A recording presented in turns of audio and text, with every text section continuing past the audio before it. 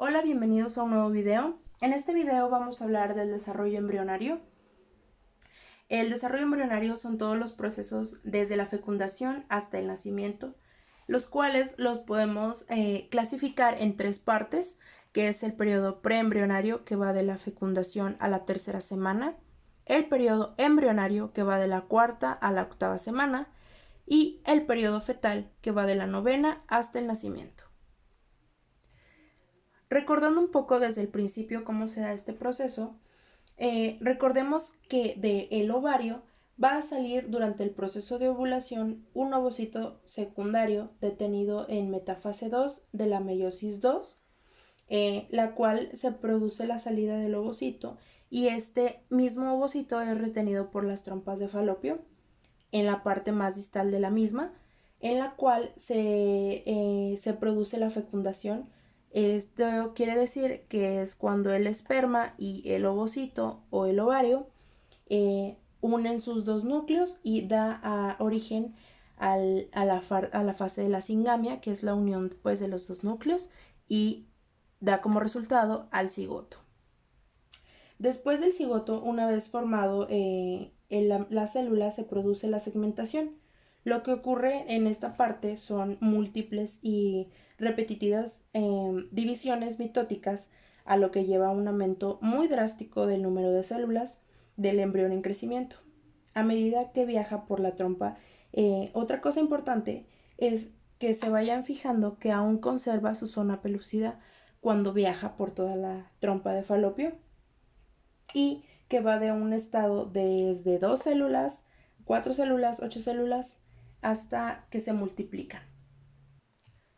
Acá tenemos obviamente las 8 células que ya les había mencionado. Cada una de estas 8 células se les llama blastómeros, y después de esto pues obviamente vemos que sigue conservando su zona pelúcida. Después de esto se llegan a compactar estas 8 células aún más, y una vez después de esa compactación se van a multiplicar a 16 células. Después de estas 16 células obviamente se diferencian en poblaciones celulares. Una vez que se conviertan en 16 reciben el nombre de mórula. Y hay dos partes importantes. La primera es la masa celular externa y la otra es la masa celular interna. A lo que nos lleva al día 4. El día 4 el embrión ya casi llega al útero, pero por otro lado empieza a ingresar a sodio y con ella agua. Lo que va a originar es una cavidad llamada blastocele, llena de líquido obviamente de sodio y agua.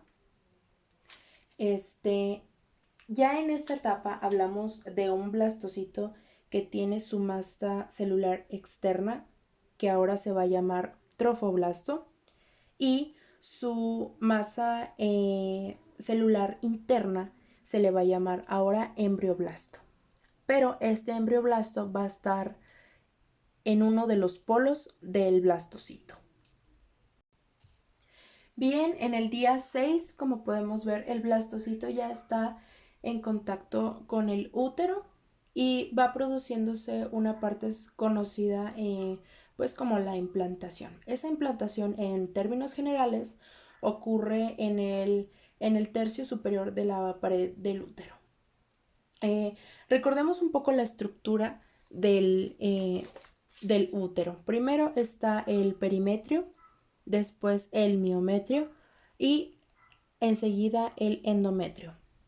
El endometrio se va a seccionar en la capa funcional y en la capa basal.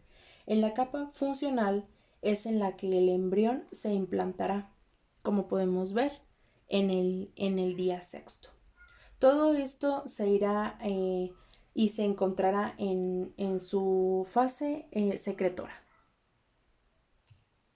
En el día 8 es que el trofoblasto se diferencia en dos poblaciones, una que es el sincitotrofoblasto, que esta es multinucleada, pero no tiene los límites claros a diferencia del citotrofoblasto. que aún lo vemos en esta parte azul. Y gracias al sincitio trofoblasto es que va penetrando la mucosa uterina. Por otro lado, en el embrioblasto, o sea, también se diferencia en dos poblaciones, una conocida como el epiblasto y la otra como el hipoblasto. Y vemos también que se mantiene la cavidad del blastocele. Por otro lado, el sincitotrofoblasto sigue penetrando en la mucosa del útero. Si observamos, se ha formado a nivel del embrioblasto una cavidad y que las células una cavidad que viene de las células del epiblasto. Han tapizado una parte de esa cavidad por la parte del sincitotrofoblasto. Entonces queda delimitada una cavidad llamada cavidad amniótica. Estará limitada por las células del epiblasto y por células llamadas amnioblastos. Esta cavidad es muy importante ya que se llenará de un líquido que viene del intersticio materno y después de sangre materna. También es importante recalcar que el amnios regula la temperatura de esa cavidad. Día 9. Nos encontramos con un embrión que está prácticamente dentro de la mucosa interna. El sincitiotrofoblasto se ha formado unas vacuolas llamadas lagunas trofoblásticas, que más adelante se llenarán de sangre, pero eso sería más adelante. Por otro lado, conservamos nuestra cavidad amniótica y también formada por nuestro epiblasto e hipoblasto. Las poblaciones derivadas de nuestro hipoblasto van a migrar y revestirán al sincitiotrofoblasto y darán origen a otra cavidad llamada cavidad exocelómica o saco vitelino primitivo. Llegamos al día 12 u 11. El embrión ya está prácticamente dentro de la mucosa uterina y ahora sí han entrado en contacto los capilares llamados sinusoides con las lagunas trofoblásticas y esta circulación ayudará a que la madre pues le permita continuar con su embarazo y pues obviamente mantenerlo. Por otro lado, las poblaciones celulares provenientes del saco vitelino primitivo generan otra población de células entre el sitio trofoblasto y el saco vitelino primitivo, que se llamará mesodermo extraembrionario. ¿Qué va a ocurrir con ese mesodermo? Bueno, pues crecerá mucho y va a ir rodeando todo el saco vitelino y también parte de la cavidad amniótica, revistiendo el sitio trofoblasto y va a aparecer, después de esto, van a aparecer unas lagunas que más adelante se van a fusionar y van a dar origen a otra cavidad. Bien, que quedará delimitada esta cavidad que se llama celoma extraembrionario, o cavidad coriónica, y esta hace que la población celular ahora tiene dos, una que reviste al saco vitelino y otra que también se le llama mesodermo extraembrionario, esplácnico, y otra parte recubre la cara interna del sitio trofoblasto y parte de la cavidad amniótica. A ese mesodermo se le llama mesodermo extraembrionario somático.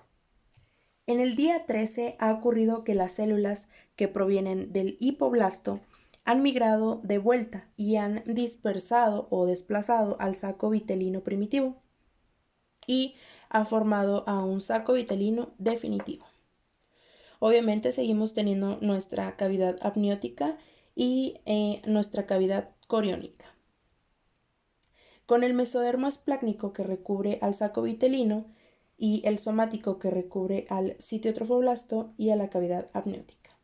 Es importante mencionar que las células del sitio trofoblasto penetran prolongaciones hacia el sincitio trofoblasto y a esto se le llaman vellosidades primitivas o primarias, que son estas. Y obviamente tenemos un disco germinativo bilaminar formado por el epiblasto y el hipoblasto. Día 16. Pues se nota enormemente que creció la cavidad coriónica, como podemos ver, y el disco germinativo bilaminar con la cavidad amniótica y el saco vitelino han quedado colgando de una porción del mesodermo extraembrionario que recibe el nombre de pedicelo de fijación, como podemos ver es esta parte, que en esa misma parte va a fijarse el cordón umbilical.